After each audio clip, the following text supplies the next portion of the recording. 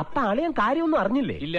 Advocate Rahul Easwar, നേരത്തെ honey റോസിന്റെ Facebook പോസ്റ്റിനെ കുറിച്ച് ഞാൻ ചോദിക്കുകയായിരുന്നു. അതിൽ ഹണി റോസ് പറയുന്നത്, എന്താണോ കാര്യം, തന്ത്രി കുടുംബത്തിൽപ്പെട്ട രാഹുൽ ഈശ്വർ ക്ഷേത്രത്തിലെ പൂജാരി ആവാതിരുന്നത് നന്നായി. കാരണം അദ്ദേഹം പൂജാരി ആയിരുന്നുവെങ്കിൽ പൂജാരിയായ ക്ഷേത്രത്തിൽ വരുന്ന സ്ത്രീകൾക്ക് ഡ്രസ് കോഡ് ഉണ്ടാക്കിയേനെ. സ്ത്രീകളെ ഏതു വേഷത്തിൽ കണ്ടാലാണ് അദ്ദേഹത്തിന്റെ നിയന്ത്രണം പോകുന്നതെന്ന് അറിയില്ലല്ലോ. ഇവള് നമ്മളെക്കാളും ഭാഷയുടെ കാര്യത്തിലുള്ള നിയന്ത്രണം അദ്ദേഹത്തിന് സ്ത്രീകളുടെ വസ്ത്രധാരണം കാണുമ്പോൾ ഇല്ല എന്നാണ് എനിക്ക് മനസ്സിലായത് എന്നാണ് ഹണിറോസ് പറയുന്നത്. കനകത്തിന്റെ വിഷമത്തിന്റെ ഖനം ഞാൻ മനസ്സിലാക്കുന്നു. ഹണി റോസിന്റെ വിമർശനത്തെ ബഹുമാനത്തോടെ കാണുന്നു. അതിനോട് പൂർണ്ണമായും വിയോജിക്കുമ്പോഴും ഒരുപക്ഷെ ഹണി റോസ് ശ്രദ്ധിച്ചു കാണില്ല, അമ്പലത്തിലും പള്ളിയിലും ഒക്കെ ഡ്രസ് കോഡുകളുണ്ട്. ശ്രീ അരുൺ അടക്കം കഴിഞ്ഞ ആഴ്ച നമ്മളെല്ലാം ഏറ്റവും ഡിബേറ്റ് ചെയ്ത് അങ്ങനെ അമ്പലത്തിലെ ഒരു ഡ്രസ് കോഡിനെ കുറിച്ചാണ്. എനിക്ക് പരിശുദ്ധ വത്തിക്കാനിൽ പോകാനൊരു ഭാഗ്യം ലഭിച്ചിട്ടുണ്ട്. നിനക്കതൊക്കെ എങ്ങനെയാ സാധിക്കുന്നത്? വത്തിക്കാനിലും സ്ത്രീകൾക്കും പുരുഷന്മാർക്കുമായി ഡ്രസ് കോഡ് നിർണയിച്ചിട്ടുണ്ട്. തോന്നി അതങ്ങനെ വരൂ, അതങ്ങനെ സംഭവിക്കൂ, ഈ ലോകത്തിന്റെ ഒരു പോക്കേ എന്ന് ഹണി റോസ് മറക്കരുത് എന്നുള്ളതാണ് ഹണി റോസിനോടുള്ള അഭ്യർത്ഥന. രണ്ട്, നിയന്ത്രണം എന്റെ പോകുന്നത് കൊണ്ടല്ല, സമൂഹത്തിൽ ഒരുപാട് തരം ആൾക്കാരുണ്ട്. ആ ആൾക്കാരുടെ പൊതുവേദിയിലേക്ക് പോകുമ്പോൾ വസ്ത്രധാരണത്തിൽ മാന്യത ഉണ്ടാകണം. സാരി ഉടുത്തത് കൊണ്ട് ആർഷഭാരത സംസ്കാരം ആവില്ല. ഇപ്പം ടിപ്പ് ബർസാ പാനിയിൽ രവീന ടണ്ടൻ ഉടുക്കുന്നത് പോലെ സാരി ഉടുക്കുകയാണെങ്കിൽ സംസ്കാരത്തിന്റെ അളവുകോലാണെന്ന് ആരും പറയില്ല. ഒന്നുമില്ല, റോങ് നമ്പർ. അപ്പോ വസ്ത്രധാരണത്തിൽ ചില മാന്യയും മിതത്വവും വേണം എന്ന് പറയുന്ന ഒരു വളരെ ലിമിറ്റഡ് പോയിന്റ് അല്ലേ. ഇനി ഒരു വരി കൂടി, ഇത് സ്ത്രീകളുടെ കാര്യത്തിൽ മാത്രമാണോ പുരുഷന്മാർക്കും ഉണ്ടോ? നീ എന്താണ് ഉദ്ദേശിക്കുന്നത് വത്സ? ഉറപ്പായിട്ടും പുരുഷന്മാരുടെ കാര്യത്തിലും വേണ്ടേ? പുരുഷന്മാരുടെ കാര്യത്തിൽ മാന്യത വേണ്ടെന്ന് ആരെങ്കിലും പറയുന്നുണ്ടോ? പിന്നെ രണ്ട്, ഇതൊരു യാന്ത്രിക ചോദ്യമാണ്. സ്ത്രീ പുരുഷ ശരീരങ്ങൾക്ക് ഘടനാപരമായ വ്യത്യാസമില്ലേ? അങ്ങനെ ചിന്തിക്കാൻ പോലും പാടില്ലേ? സ്ത്രീ പുരുഷ നമ്മൾ അമ്പലത്തിൽ പോയി ഷർട്ട് ഊരിട്ടാണ് കയറുന്നത് എന്ന് പറഞ്ഞ് സ്ത്രീകൾ ഷർട്ട് ഊരിട്ടാണോ കയറുന്നത്? ആണോ പോലെ വേണമെന്നുള്ളടാ. ഇനി എന്നാ നിനക്കൊക്കെ ബുദ്ധിയും വിവേകം അന്തസ്സൊക്കെ ഉണ്ടാവുന്നത്? പത്മനാഭസ്വാമി ക്ഷേത്രത്തിൽ മാറു മറയ്ക്കാതെ കയറിയില്ലേ നായ സ്ത്രീകൾ ഒരു കാലത്ത്? ഇത് കണ്ടക ശനി കൊണ്ടേ പോവും. അവിടെയാണ് ശ്രീ അരുൺ, മാറു മറക്കൽ സമരം നമ്മുടെ നാടിന്റെ നവോത്ഥാനമാണ്. മാറു തുറക്കൽ സമരമാണെങ്കിൽ അത് അധോഗമനമാണ്. മാറു തുറക്കൽ സമരം നമ്മുടെ കേരളത്തിൽ 3 വർഷം മുമ്പ് നടന്നിരുന്നു. ഫേസ്ബുക്ക് അടക്കം അത് ബാൻ ചെയ്തു. മാറു മറക്കൽ സമരം നവോത്ഥാനമാണ് അങ്ങൊക്കെ പറയുന്നത് പോലെ. പക്ഷെ മാറു തുറക്കൽ സമരം ഒരു നവോത്ഥാനമായി ചിത്രീകരിക്കരുത്. കാരണം നമ്മുടെ കൊച്ചു പെൺകുട്ടികൾ കണ്ടു വളരുകയാണ്. ഇത് സത്യസന്ധമായിട്ടുള്ള കാര്യമാണ്. നമ്മുടെ 8ലും 9ലും 10ലും കോളേജിലും ഒക്കെ പഠിക്കുന്ന പെൺകുട്ടികളിൽ ഇതൊരു നെഗറ്റീവ് എഫക്ട് ഉണ്ടാക്കും.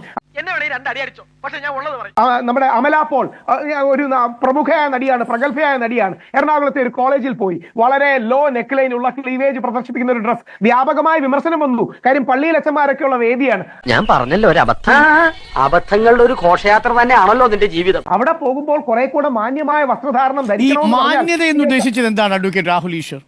നിർണയിക്കാൻ ബുദ്ധിമുട്ടാണ്, പക്ഷെ എല്ലാവർക്കും കാണാൻ കഴിയുന്ന ഒരു കാര്യമല്ലേ മാന്യത. ഇത് നിർവചിക്കാനും എഴുതിയെടുക്കാനും ബുദ്ധിമുട്ടാണ്. നെക്ക് ലൈൻ എത്ര താഴ്ച വേണമെന്നുള്ളതല്ല, നമ്മൾ കണ്ണടച്ചിരുട്ടാക്കണോ?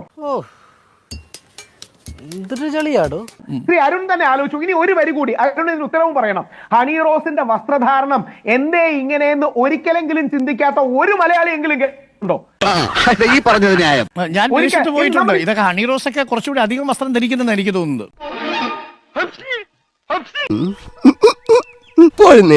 എനിക്കെന്തോ പോലെ ഹണി റോസിന്റെ അധിക വസ്ത്രധാരണമല്ല, വസ്ത്രം എങ്ങനെ ധരിക്കുന്നു, ഏത് ഭാഗങ്ങൾ പ്രൊജക്ട് ചെയ്യുന്നു എന്നുള്ളത്. പോയിട്ടില്ലേ? ഈ കോവളത്ത് പോയിട്ടുണ്ട്. അതുപോലെയാണ് ഒരു പൊതുവേദിയിൽ ഇനോഗ്രേഷൻ വരുന്നത്.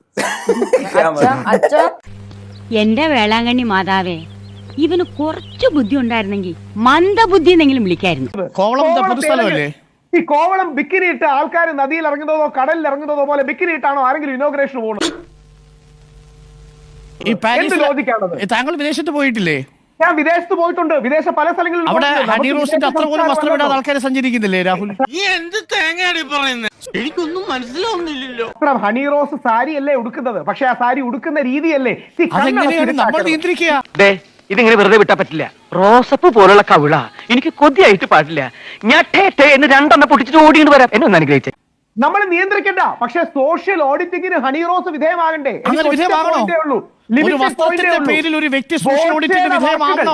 എന്റെ ദൈവമേ, ഇതെങ്ങനെ ഒന്ന് പറഞ്ഞ് മനസ്സിലാക്കി കൊടുക്കാം. ബോച്ചയുടെ വാക്കുകൾ സോഷ്യൽ ഓഡിറ്റിങ്ങിന് എന്തെങ്കിലും അവകാശം നമുക്കുണ്ടോ അഡ്വക്കേറ്റ് രാഹുൽ ഈശ്വർ? ബോച്ചയെ സോഷ്യൽ ഓഡിറ്റ് ചെയ്യാൻ നമുക്ക് അവകാശമില്ല.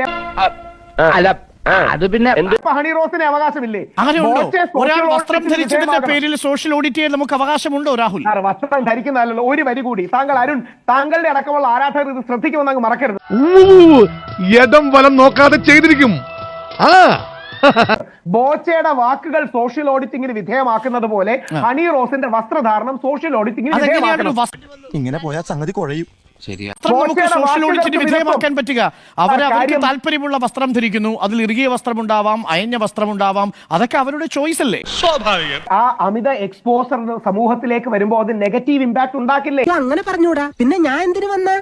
അത് ആർക്കാണ് ഈ നെഗറ്റീവ് ഇമ്പാക്ട് ഉണ്ടാക്കുക? സമൂഹത്തിൽ ഉണ്ടാക്കില്ലേ? ഏത് സമൂഹത്തിന്?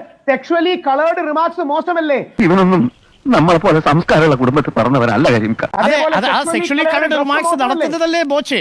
അതല്ലേ അതെ, നെഗറ്റീവ് sexually ഇമ്പാക്ട് colored ഉണ്ടാക്കുക? dress ഓ? അപ്പൊ സെക്ഷുവലി കളേർഡ് ഡ്രസ്സിംഗ് മോശമല്ലേ? കവി തല്ലു വാങ്ങിയിട്ടേ പോകുന്ന തോന്നുന്നു. ഈ sexually Sexually coloured colored dress എന്ന് താങ്കൾ ഉദ്ദേശിച്ച് എന്താണെന്നാണ് എനിക്ക് മനസ്സിലാവാത്തത്. അവരുടെ ശരീരത്തിൽ കാണാൻ പാടില്ലാത്ത ഒരു ശരീരാവയവോ അവർ കാണിച്ചിട്ടില്ല, ശരിയല്ലേ? ഇല്ല, നമ്മളൊന്നും വേണ്ട, നമുക്ക് കടലിൽ തരണേ. അങ്ങനെ ഒരു ശരീരമോ ഉണ്ടോ? അങ്ങനെ അതാണ് എന്റെ വാദിക്കുകയാണെങ്കിൽ ചോദ്യം. അങ്ങനെ അതായത് ശരീരം സ്വകാര്യ ഭാഗം എന്ന് പൊതുസമൂഹത്തിൽ കാണിക്കാൻ പാടില്ലാത്തതാണ് ഞാൻ ഉദ്ദേശിച്ചത്. എങ്ങനെയുണ്ട് എന്റെ ബുദ്ധി? കൊണ്ടുപോയി ഉപ്പിലിട്ട് വെക്കും. നിയമപരമായി അങ്ങനെ ചില സ്വകാര്യ ഭാഗങ്ങളുണ്ട്. ഭാഗം നിങ്ങൾക്ക് അതെ, കുംഭമേളയിൽ correct, പോകുന്നത് പോലെ മെട്രോയിൽ കയറാൻ പറ്റത്തില്ല. എന്റെ കളരി പരമ്പര ദൈവങ്ങൾ. കുംഭമേളയിൽ മറ്റൊരു സാഹചര്യമല്ലേ? അതെ, അവിടെയാണ് അതുകൊണ്ടാണ് ഞാൻ പറഞ്ഞത്. കുംഭമേളയെ പലരും വിമർശിക്കും. അപ്പൊ ജൈന സന്യാസിമാരെ അതിനപ്പുറമുള്ള ഒരു വിമർശിക്കും. വസ്ത്രവും പക്ഷേ ഹണി രാഹുൽ ഈശ്വർ റോസിനെ വിമർശിക്കാൻ നമ്മുടെ പാടില്ല. ഹണി റോസ് ധരിച്ചിട്ടുണ്ടോ? ഞാനതാണ് അങ്ങോട്ട് ചോദിക്കുന്നത്. അങ്ങ് ഈ കാര്യങ്ങളൊക്കെ അറിയാവുന്ന ഒരു പുതുതലമുറയിൽപ്പെട്ട ആളല്ലേ? ഒരു കയറുണ്ടായിരുന്നെങ്കിൽ ഞാൻ ഇപ്പൊ തന്നെ കെട്ടുന്നെങ്കിൽ ചത്തേൻ. വിദേശത്തൊക്കെ അതുകൊണ്ടാണ് ഒരുപാട് യാത്ര പറയുന്നത്. ചെയ്തിട്ടുണ്ടാവുമല്ലോ രാഹുൽ അതുകൊണ്ടാണ് ഈശ്വർ. പറയുന്നത്. അപ്പൊ ഹണി റോസ് ഇനി ധരിച്ച ഹണിയോട് ഒരു വസ്ത്രത്തെ മറുപടി കുറിച്ച് കൂടി, ഒരു ഹണിയോട് social- നേരിട്ട് ഒരു മറുപടി കൂടി, ഒരു നിമിഷം. ഹണിയോട് നേരിട്ട് ഒരു വരി എന്റെ ഒരു സംശയം കൂടി, അതായത് ഈ സോഷ്യൽ ഓഡിറ്റിംഗ് നടത്തേണ്ടതല്ലേ എന്ന ചോദ്യം അങ്ങ് പിൻവലിക്കില്ല. ആവേശം കൊണ്ട് ഓരോന്ന് വിളിച്ചു പറഞ്ഞ് തടിയേടാക്കണ്ട.